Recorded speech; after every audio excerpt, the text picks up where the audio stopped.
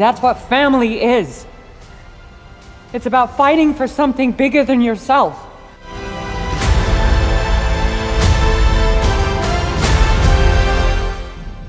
I'm as human as anyone. I love, I get scared. I wake up every morning and despite not knowing what to do, I put one foot in front of the other and I try to make the best choices I can.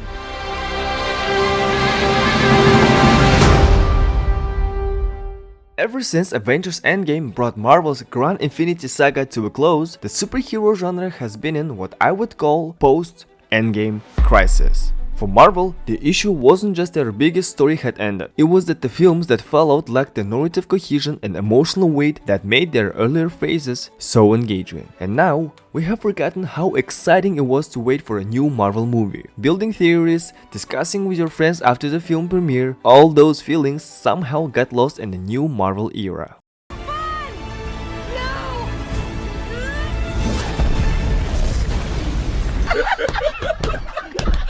The sense of interconnectedness, where each movie felt like a part of a larger tapestry, was replaced by isolated projects with varying tones and stakes. The chemistry between films evaporated, and the once unshakable MCU formula began to feel repetitive and hollow. Eat my hammer! DC, on the other hand, has been living in a state of crisis from the very beginning. Their attempts to mirror Marvel's interconnected universe were rushed and inconsistent, leading to uneven films and constant reboots.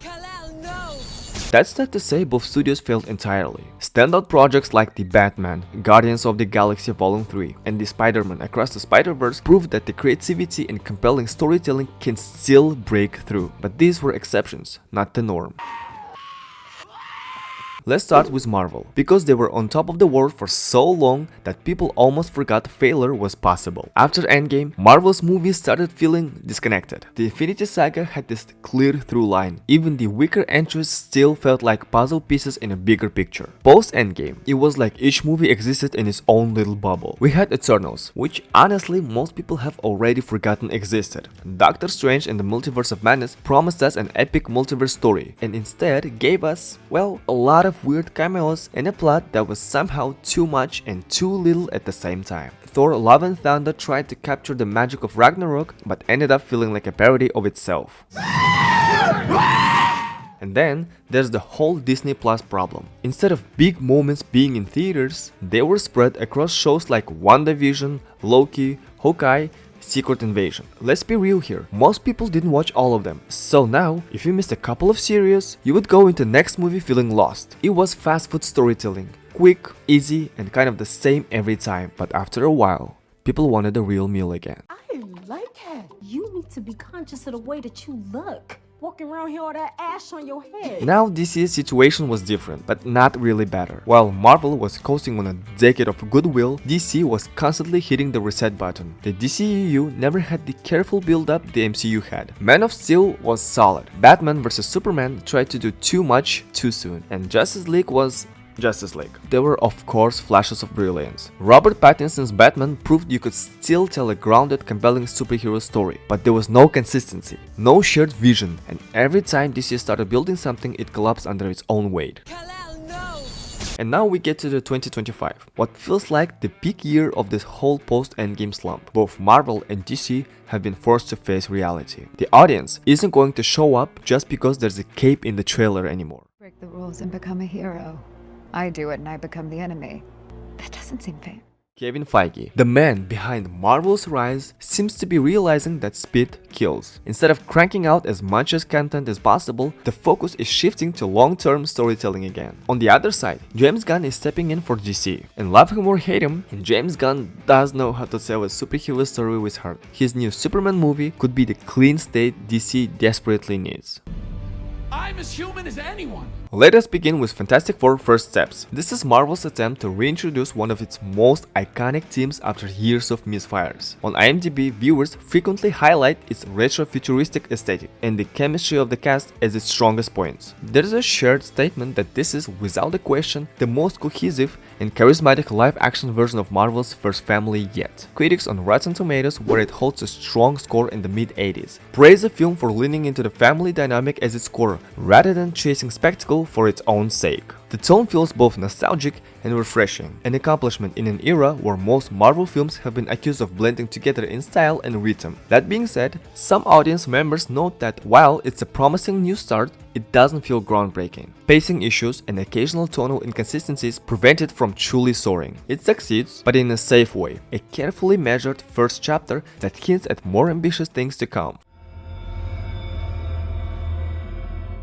Thunderbolts offers a very different energy, positioned as Marvel's answer to an anti-hero ensemble. It delivers on promise of being something darker and more grounded than the average MCU fare. IMDb reviews often single out the emotional core of the film, praising its willingness to address themes like mental health, trauma, and redemption. Florence Pugh and the rest of the cast deliver intense, layered performances that give the movie a weight absent from many recent superhero outings. On Rotten Tomatoes, the film's score sits close to 90%, and CinemaScore audiences rated it an A-, reflecting a strong, positive reception among those who actually saw it. However, its box office numbers tell a different story. It has been one of the lowest grossing MCU films to date. Some viewers also feel the film leans too far into gloom, losing the tonal balance that made earlier Marvel entries more accessible. This is perhaps a film destined for cult status rather than blockbuster glory.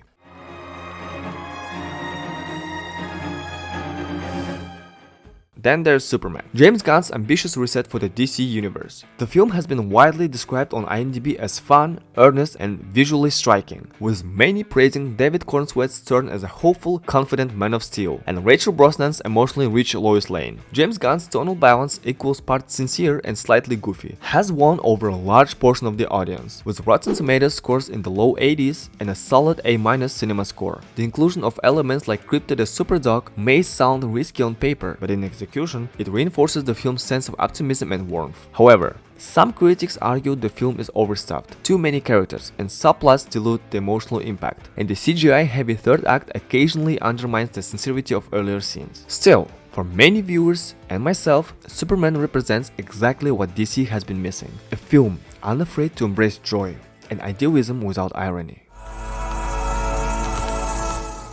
What unites these three films is a shared desire to redefine what superhero movies can be in the post-Endgame world. Fantastic Four plays it safe, but resorts hard to Marvel's cosmic side. Thunderbolts rejects the quip-heavy formula and leans into character-driven drama. And Superman offers a bright and emotionally engaging alternative to the grim, dark sensibilities that have weighted DC down for years. Together, they suggest that the genre's future might not be about endlessly escalating spectacle, but about variety, letting each project have its own identity and emotional tone. And yet, these successes are fragile. Marvel is publicly rethinking its strategy, with Kevin Feige signaling a move away from fast, formulaic projects toward longer-term creative investments. DC, meanwhile, has put much of its future in the hands of James Gunn, whose vision will either unify its messy history or fracture it further. The stakes feel high, but in the best way. A reminder that these characters endure not because of interconnected universes or billion-dollar budgets, but because they resonate. If 2025 has taught us anything,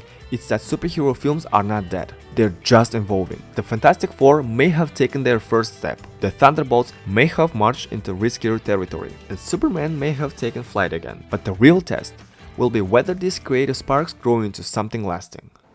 I don't see your mistakes. So here's my take. The superhero genre isn't dying. It's just growing up. The days of guaranteed million-dollar openings are over. But that's not necessarily bad. It means studios have to earn our attention again. They have to slow down, focus on quality, and give us stories worth caring about. 2025 could be remembered as the year the superhero genre saved itself, or the year it proved it had nothing left in the tank. Personally, I think it's the former, because if there's one thing we've seen before, it's that when Marvel and DC care, when they actually try, the results can be fantastic.